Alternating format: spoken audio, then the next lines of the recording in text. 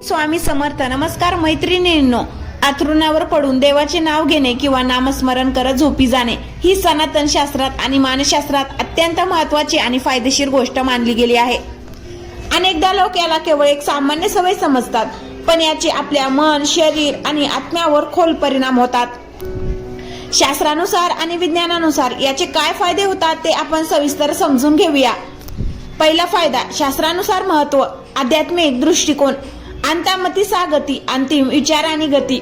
शास्त्रात सांगितले आहे की माणूस ज्या विचारांसोबत झोपतो किंवा ज्या भावनेत राहतो त्याचा त्याच्या अंतर्मनावर मोठा प्रभाव पडतो. रात्री झोपताना घेतलेले देवाचे नाव हे एका प्रकारे योगनिद्रा किंवा प्रभुचरणी समर्पण मानले जाते.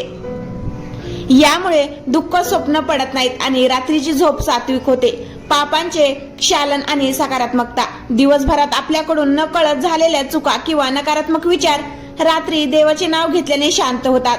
हे मन शुद्ध करण्याचे एक प्रभावी साधन आहे. भगवतीचा संदर्भ. भगवतीतही उल्लेख आहे की मनुष्य अंतकाळात ज्या भावनेचे स्मरण करतो तसा त्याला पुढचा मार्ग मिळतो. झोप ही लहान मृत्यू मानली जाते, त्यामुळे रोज रात्री देवाचे नाव घेऊन झोपल्यास जीवाची सात्विक प्रवृत्ती वाढते.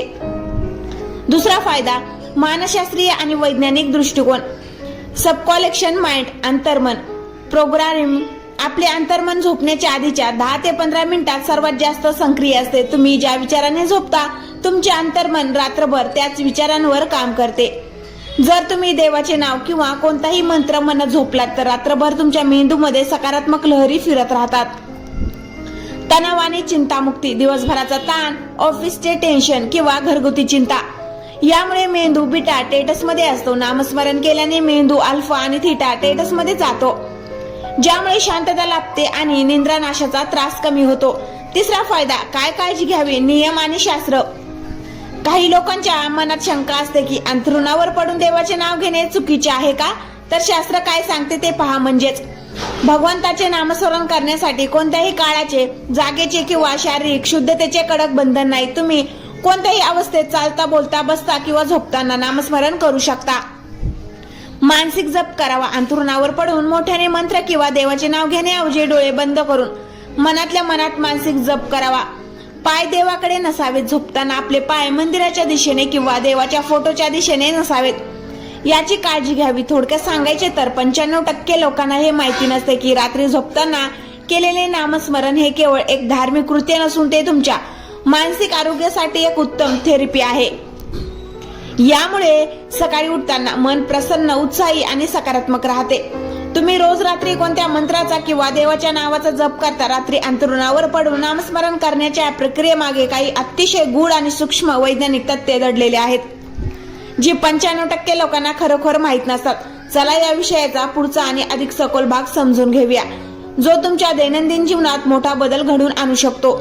चौथा फायदा, शरीरातील ऊर्जेचे चक्र आणि नामस्मरण. जेव्हा आपण अंथरुणावर सरळ झोपतो, विशेष पाठीवर किंवा डाव्या कुशीवर, आणि देवाचे नाव घेतो तेव्हा शरीरातील प्राणवायू आणि ऊर्जेचा प्रवाह बदलतो. आभाळ शुद्धी. दिवसभरात आपण अनेक प्रकारच्या लोकांच्या संपर्कात येतो, ज्यामुळे नकारात्मक ऊर्जा आपल्या आभाळात जमा होते. रात्री देवाचे नाव घेतल्याने नकारात्मक ऊर्जा नष्ट होते आणि शरीराभोवती एक सकारात्मक सुरक्षा कवच तयार होते.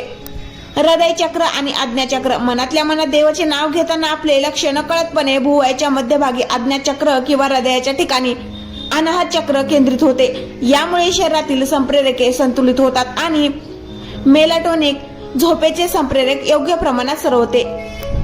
पाचवा फायदा, स्वप्नांचे शास्त्र आणि मनशांती. शास्त्र आणि मानसशास्त्रात या दोन्हीनुसार आपण रात्री जे विचार करून झोपतो तसे स्वप्न आपल्याला पडतात. दुःख स्वप्नांपासून मुक्ती.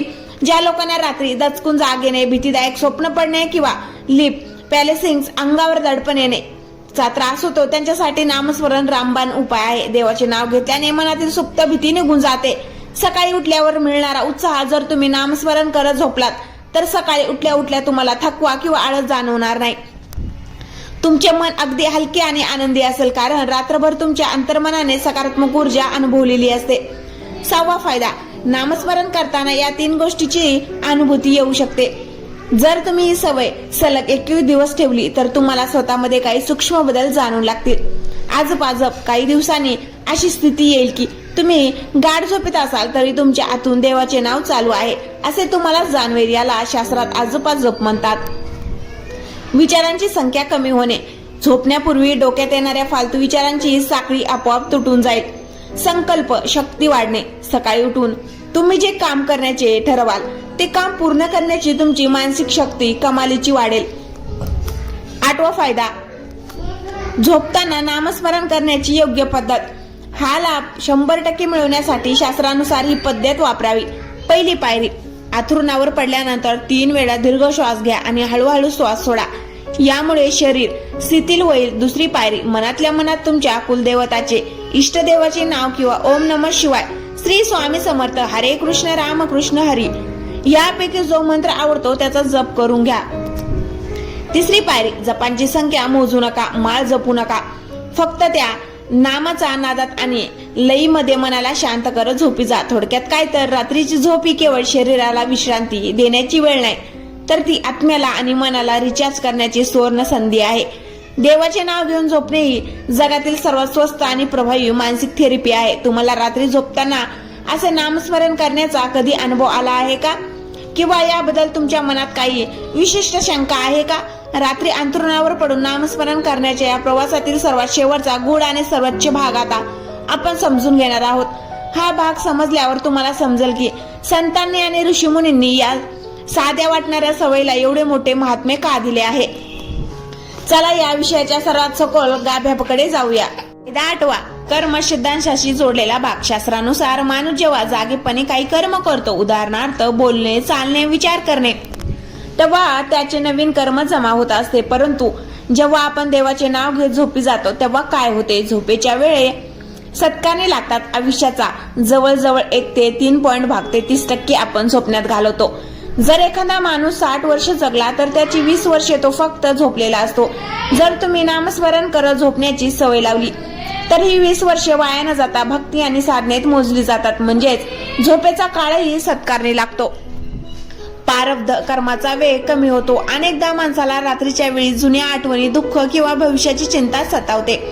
हे आपल्या प्रारब्ध कर्मामुळे होते. झोपताना नामस्मरण केल्याने या मानसिक त्रासाचा वेग मंदावतो आणि मन शांत होते. फायदा 9वा, आजोपा जप आणि जागृत अवस्था.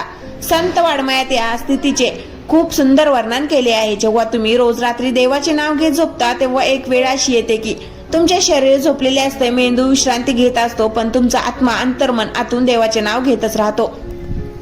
संत तुकाराम महाराज एका अभंगात म्हणतात, तुका म्हणे जागेपणे नाम घेता सुख वाटे.